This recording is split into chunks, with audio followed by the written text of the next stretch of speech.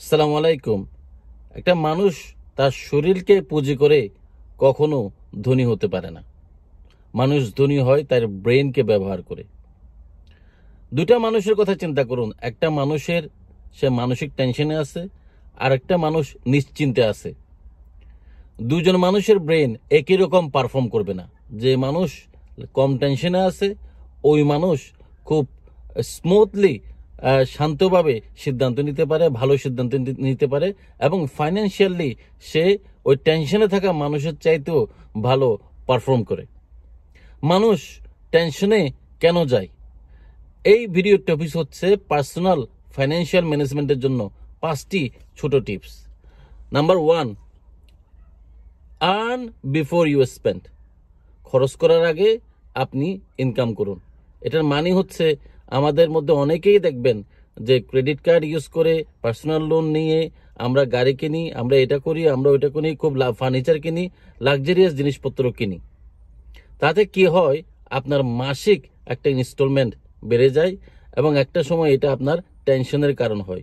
যখন আপনি টেনশনের একটা ডাইরেক্ট ডেবিট যখন একটা আপনার উচ্চমাত্রায় চলে যায়, আপনি যখন ইনকাম করার আগে খরচ করেন, তার মানে হচ্ছে আপনি আপনার নিজের উপরে টেনশন বাড়াচ্ছেন। Number 2, less direct debit. অর্থাৎ আমরা অনেকে দেখবেন এই যে নেটফ্লিক্সের সাবস্ক্রিপশন, এটা সাবস্ক্রিপশন, ওইটা সাবস্ক্রিপশন। এই লন্ডনে আসার সাথে সাথে আপনি এখনো স্টুডেন্ট, আপনি ল্যাপটপ, আইফোন, এটা ওইটা সবকিছু আপনি ডাইরেক্ট ডেবিট করতেছেন, আপনি কন্ট্রাক্টে নিচ্ছেন। অথচ আপনি চাইলে আইফোন 16-এর জায়গায় আইফোন 8, আইফোন 7 এরকম পুরান একটা সেকেন্ড হ্যান্ড দোকান থেকে আপনি ক্যাশ টাকা দিয়ে কিনে সিম একটা আপনি সিম অনলি কন্ট্রাক্টে গিয়ে আপনি কিন্তু কম ডাইরেক্ট ডেবিটটা কমাতে পারতেন। এরকম আর কোন কোন জায়গায় আপনি ডাইরেক্ট ডেবিট কমাতে পারবেন? টাকাটা হয়তো আপনার কাছে মনে হচ্ছে মাত্র 10 পাউন্ডের জন্য, মাত্র 15 পাউন্ডের জন্য। এভাবে করে করে কিন্তু এই মাত্র বলতে বলতেই মাসের শেষে গিয়ে সবসময় যে আপনার অর্থনৈতিক অবস্থা সমান থাকবে তা তো না। হয়তো আপনি এখন এফোর্ড করতে পারতেছেন, কিন্তু কন্ট্রাক্টে যে আপনি একবার ঢুকলেন 2 বছর 3 বছরের কন্ট্রাক্টে আপনার ডাইরেক্ট ডেবিট কিন্তু বাড়তেছে। তাহলে যত বেশি ডাইরেক্ট ডেবিট কমানো যায়। Number 3, second income stream. আপনি চাকরি করেন, ব্যবসা করেন, যেটাই করেন, আপনি সেকেন্ড একটা ইনকামের ব্যবস্থা কিভাবে করবেন? এটা হইতে পারে 5 টাকা, এটা হইতে পারে 10 টাকা, কম হইতে পারে, বেশি হইতে পারে, কিন্তু সেকেন্ড একটা ইনকাম, এটা ইনকামের ব্যবস্থা করার চেষ্টা করা। 4 নাম্বার, লাইফস্টাইল। আপনি আপনার অর্থনৈতিক অবস্থা অনুসারে যে জীবন ব্যবস্থা আপনি পরিচালিত করতে পারেন, সেই জীবন ব্যবস্থা মানে আপনার অবস্থা, যে অবস্থা আপনার অর্থনৈতিক অবস্থা অনুসারে আপনি এখন ধরেন মার্সিডিজ চালাতে পারেন, কিন্তু আপনি চালাবেন হুন্ডা।